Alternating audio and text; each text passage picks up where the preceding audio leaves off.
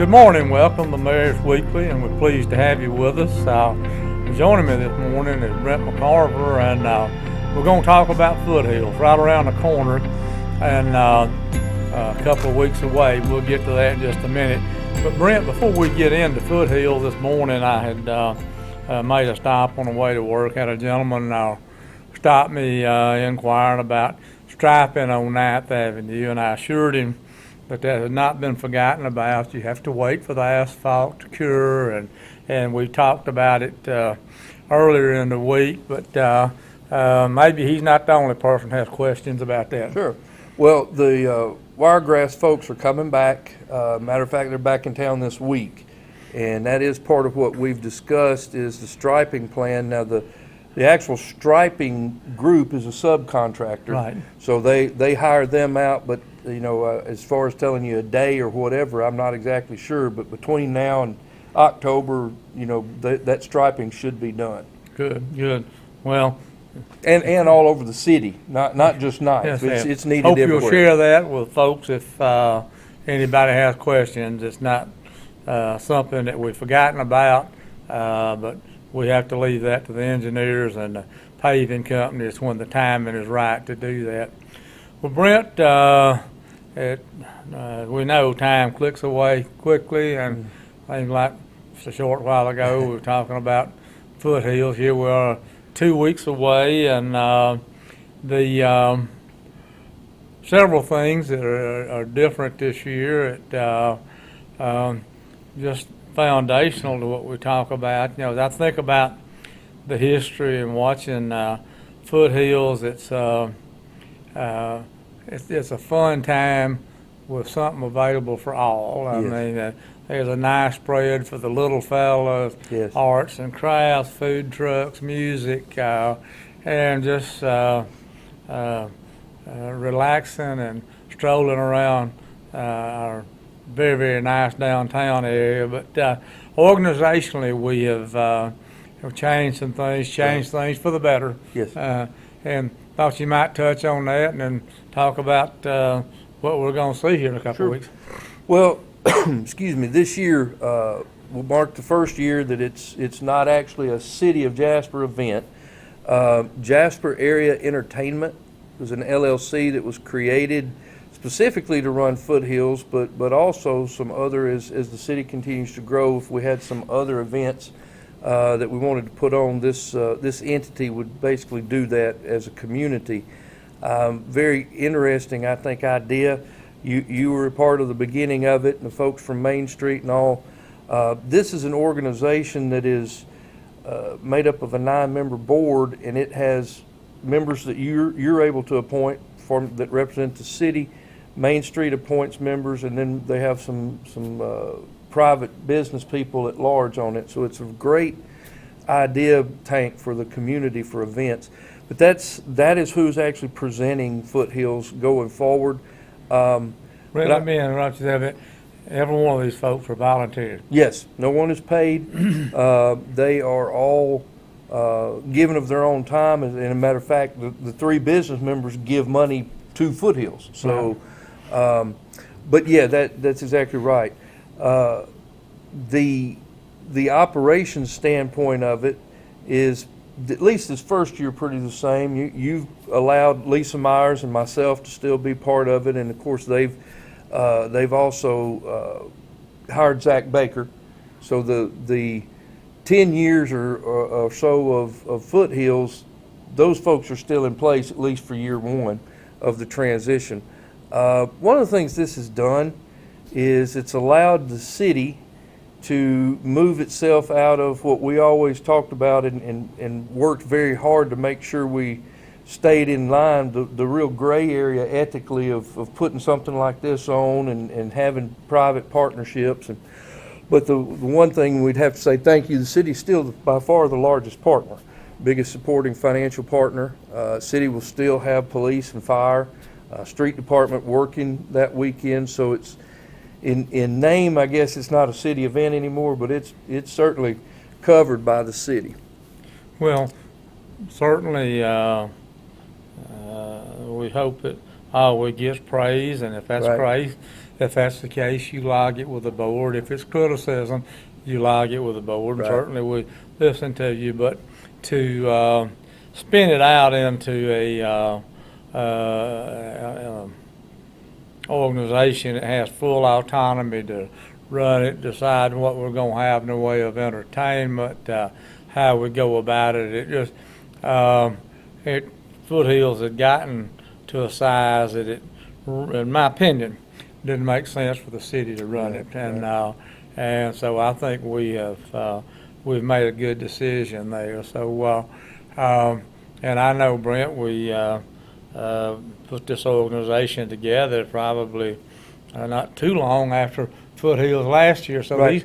these folks have been working all along, have they not? We were, now officially, you have to, for an LLC nonprofit, you have some legal hoops you have to jump through. I guess officially it was probably set up sometime around March.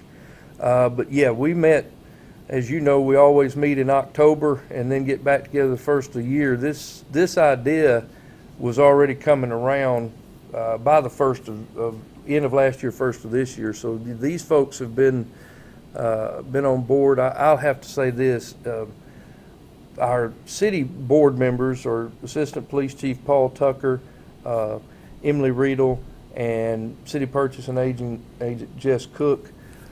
Emily has been from day one of the creation of the group. I just want to share, because a lot of folks don't know Emily, and when you see a lot of these graphics, when you see she does this on her own time, we interact a lot over the weekend, text back and forth, and Emily's really been from day one part of the creation of the group and done an excellent job. Just a lot of folks don't know Emily much.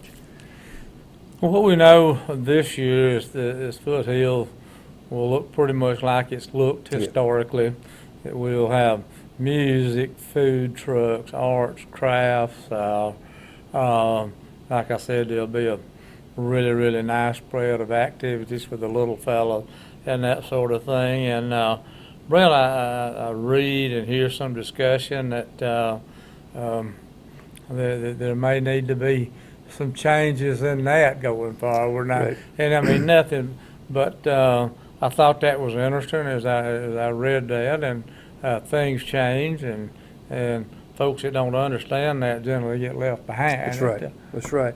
Well, a couple of the things for this year, of course, we'll have the Family Fun Zone, which has evolved. We've met. There will be the same blow-up bouncy stuff that they do, but we've added things like some little trains and a laser tag and some things like that. So, we've got that. One of the things I'm real excited about, and first Saturdays starting in April, Central Alabama Rider Society's had the cruise in downtown, and Main Street works with them on that, and so that has led up to, on Saturday, we've had this before but never this big. We'll have what we're calling the Thunder Alley Jam and Car Show, and Saturday from 10 to 4 we'll have, and you can look online, we'll have different local bands playing during the day, starting at 10 a.m. And the parking lot in front of the Alabama Back Institute, which a lot of folks will know as the old Downtown Foods renovated, will be filled with the classic cars. A lot of your friends will have cars down there, and a lot of folks from Main Street ties. So we think that's going to be something we've added to kind of give it a different flair. You can come down and see the cars, listen to the local bands, and get ready for Saturday night. And then I'll also had talked with Lisa Myers, as a matter of fact, yesterday. We're right up around 140 vendors, which is by far the most vendors we've ever had. 140 vendors. Huh? So it's just under that, and she's still, the cutoff date was the 15th. She's still going through the mail that was postmarked by the 15th, writing them in. So the most food vendors we've ever had, the most craft vendors we've ever had. We've got, now in that 140, we have local folks too, that are local businesses that are using it. So, it's just, it's getting there. One of the things that has been discussed, is it time to change the format? Should we do, a lot of these festivals will do maybe all food and music, or do all craft or different things. So we'll definitely get together as that entity after it's over and look at next year and see if it has some changes. But, we've got them from all over the country coming to be vendors, and we're getting the emails from the folks that have been here before. I will add, too, we've not done probably a good job of marketing this. It's not the 10th year because of COVID, but it is the 10th festival since the first one in 2013. So, this is sort of a special time. It'd be 10 festivals we've had of this type of design, and so we're pretty excited about that. Well, Brett, if anybody that knows me, and you know it very well, finance is my game. Yeah. And we run this in a manner that what we have is all that we spend, and Right. There's no subsidies. No. There's no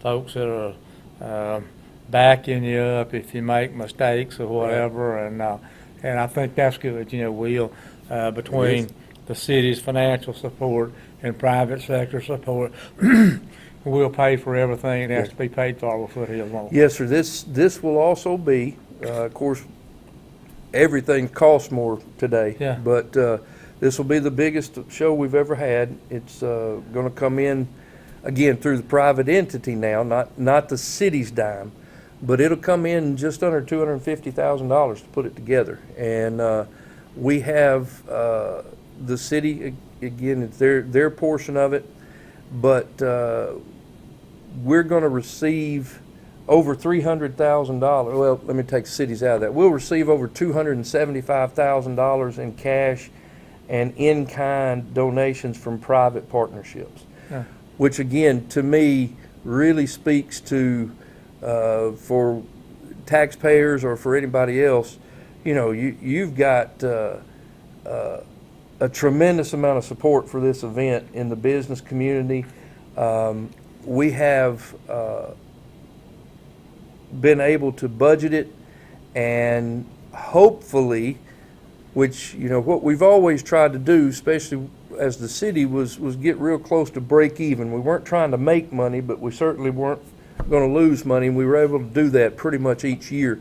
We're right at that point. There may be a little left over, which is always good to start next year, but financially, we've got more $10,000 investors this year than we've ever had. We got money from the state, an exciting thing, through 2 different grants. We'll have $20,000. One, Senator Greg Reed helped us get through a state program, and then so thankful and excited about this because of the marketing. Representative Matt Woods helped us get $10,000 from the Alabama Department of Tourism. So we're on their map as a statewide event to go see. You'll like this. We just shared last night.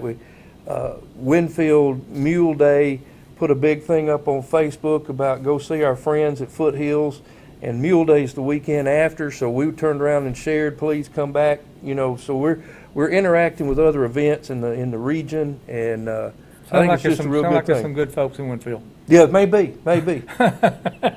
That's right. Well, Brent, one of the things in the music lineup, and as people talk to me about that, you don't have to calculate your age. You learn that as they talk about the headliners, and nobody talks to me about the headliner on Saturday night.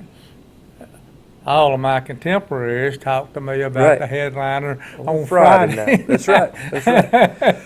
Zach's done another great job, and I want to say, I was trying to say this the other day, I want to say there's 40, the whole thing from Friday to Saturday, there's over 40, I believe right, #1 hits spread out through the show.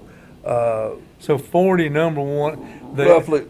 Our lineup, right? If you look, you will find 40 #1 hits Yeah. that these folks have produced At somewhere some on the way. point in time, since, and I believe it'd be the late 60s, early 70s for Marshall Tucker going forward to Scott Stapp, which was with Creed. Creed had 12. I know that. So, when you put all these bands together, and then I'll double check that, but I want to say it was just under 40.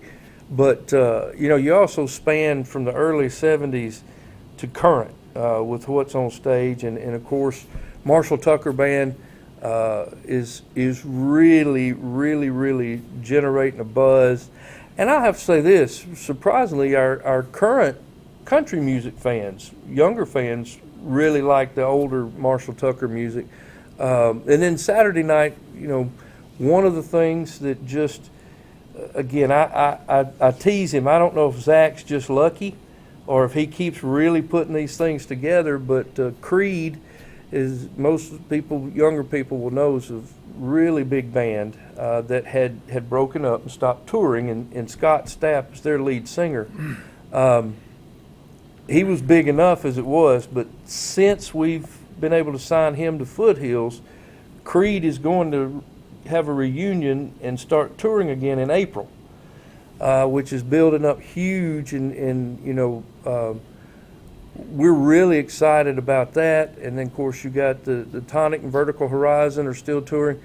Young lady opening the festival's Taylor Honeycutt. She's originally from Demopolis.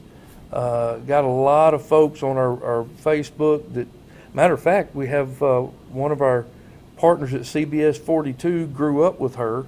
So a lot of people know her around the area, especially in the Demopolis, Selma, south of Tuscaloosa area. She's opening the festival. Shane Prophet is going to be on the CMAs. So, we just, Zach continues to hit on great entertainment. I think you're exactly right. If it's not like it's free. So if you just want to come one night, if you want to come both nights. But I will tell you this, if you're a music fan, don't discount Saturday, because some of those local bands, Maccabilly's open it up, sort of a bluegrass country band. We've got the Two Jimmy Band, which is great classic rock and roll. Then you got Brian Gant, you got Walt Ackerman. Both of them play locally quite often. And then we end with the Rowdy Creek Band, which is everything from classic rock to good old country. So, there's great music Saturday. That hopefully the weather will be like it was this morning. I'm enjoying these mornings. It kind of slows me down getting to work. I like to sit outside for a minute, but if the weather will hold up Saturday, you'll have some great music then. And but yeah, it is pretty interesting. This is probably the first year since I've been involved with it, going back to 2015, that I get a lot of older folks stopping me excited about Foothills. Right. Brent, we talk a lot about Main Street and all that they have done in the revitalization of downtown, and Main Street's grown. We were talking just a few days ago, and I believe it's been around about 7 or 8 years now. Is that correct? Yes, and sir. Today, Main Street has many tentacles, and Main Street laid the template to make this transition of Foothills away from the city. They did. And have done a fabulous job. They stepped up, provided the leadership, and running the books on the deal. And Brent said a lot of money involved here from a lot of different sources, and you've got to have somebody that knows what they're doing and responsible in running the books. Right. So I really tip my hat to Main Street. It's just another piece of what they're doing to help us build a better Jasper. No question. And we've been meeting pretty much monthly. They provide the meeting space, and